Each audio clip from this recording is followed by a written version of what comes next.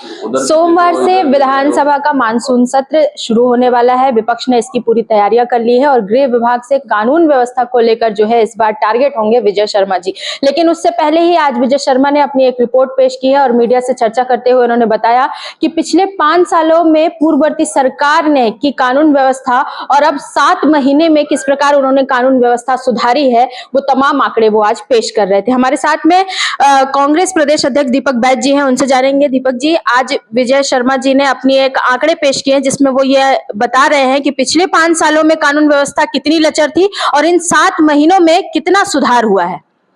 देखिए, उप मुख्यमंत्री, गृह मंत्री के चेहरे पे साफ साफ डर नजर आ रहा है। वो डर है कानून व्यवस्था को लेकर। हम आने वाला 24 जुलाई को विधानसभा घेरने जा रहे हैं।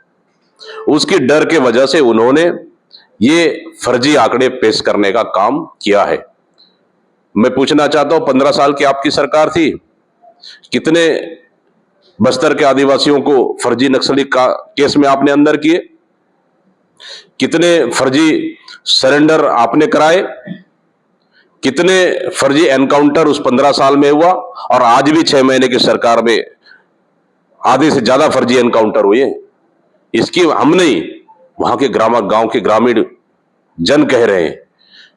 तो आपकी फर्जी सरेंडर, आपकी फर्जी जेल भेजने का हमारी सरकार ने छोड़ने का काम किया। जरा उसको भी आंकड़ा पेश करिए कि कितने लोग हमारी सरकार ने छोड़ने का काम किया। इसका आंकड़ा पेश नहीं करेंगे। मतलब इस तरह से विधानसभा घेराव के डर की वजह से गृह मंत्री को यह आंकड़ा पेश करने को मजबूर हुए हैं और जो आंकड़े पेश हुए पूरी तरह से फर्जी है और इस आंकड़े को प्रदेश की जनता अच्छी तरीके से समझ रही है। बलौदाबाजार घटना की जो रिपोर्ट है आप लोगों ने भी तैयार की, कमेटी गठित की, उधर भाजपा ने भी कमेटी बनाई और संवैधानिक तरीके से भी इसकी जांच जो है वो चल रही है। लेकिन एक आरोप आज उन्होंने फिर से कहा, उसी बात को दोहराया कि कुछ जिम्मेदार लोग भी इस घटना में शामिल थे और उन्हीं की वजह से घटना इतनी बड़ी हुई है। टारगेट सीधा विपक्ष था। देखिए, भारतीय जनता पार्टी की सरकार अपनी नाकामियों को छुपाने के लिए कांग्रेस के ऊपर आरोप लगा रही है, पहला चीज। दूसरा, सरकार अगर जांच कर रही है तो भारतीय जनता पार्टी को जांच करने की आवश्यकता क्यों पड़ी? मेरा सवाल है, क्या सरकार पे भरोसा नहीं है उनको? ये तो ऐसा पहली बार हो रहा है। तो जिस तरह से सरकार की नाकामी, सरकार की विफलता, उनकी इंटेलिजेंस फेलवर और ये घटना का कहीं ना कहीं हाथ भारतीय जनता पार्टी और सरकार से जुड़ा हुआ है।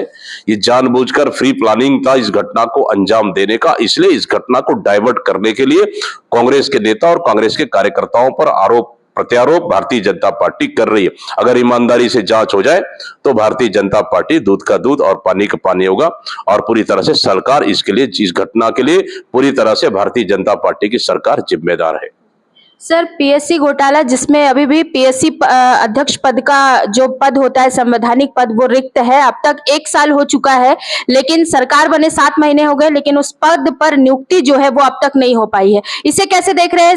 सरकार सीरियस नहीं है क्योंकि युवाओं की भर्ती जो भविष्य में होने वाली है, या फिर इस तरीके का जो घोटाला हुआ था उसे लेकर सरकार सीरियस नहीं है? एक पूर्व आईएएस और वर्तमान में मंत्री, इनको आपने देखे होंगे कि युवाओं के बीच में जाके मोटिवेशन क्लासेस लेते थे, युवाओं के बीच में मोटिवेशन करते थे।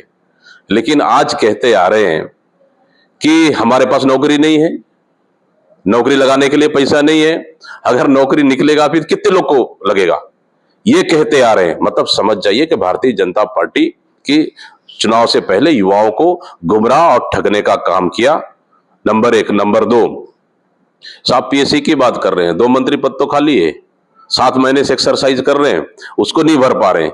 मतलब भारतीय जनता पार्टी सिर्फ नाम बदलने और योजनाओं को बंद करने के अलावा इस 7 महीने में क्या किया है मुझे बताइए? इसके अलावा कुछ भी नहीं किया है।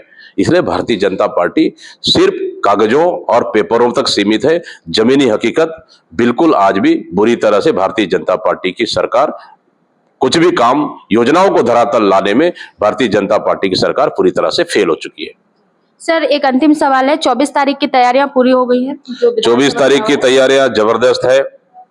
हमारी धरना आंदोलन शांतिपूर्वक रहेगा और सरकार की नाकामी, बिगड़ते कानून व्यवस्था और आम नागरिक की सुरक्षा को लेकर हमारी विधानसभा घेराव रहेगा, ताकि इस कुंभकर्णी सरकार को नींद से जगा सके। इसलिए हमारी तैयारी पूरी तरह से हो चुकी है और हमारा कार्यक्रम ऐतिहासिक विधानसभा घेराव 24 जुलाई को रहेगा। बहुत बहुत धन्यवाद। तो ये थे दीपक बैज जी जो बता रहे हैं कि उनका विधानसभा घेराव का जो कार्यक्रम है उसकी तैयारियां पूर्ण हो गई हैं और देखना ये होगा कि क्या इस धरना प्रदर्शन से और इतने बड़े कार्यक्रम से सरकार के कानों में जू रेंगती है और इसके बाद सरकार एक्शन में आती है और कोई निर्णय लेती है। निशा द्विवेदी, हिंदी खबर, छत्तीसगढ़, रायपुर।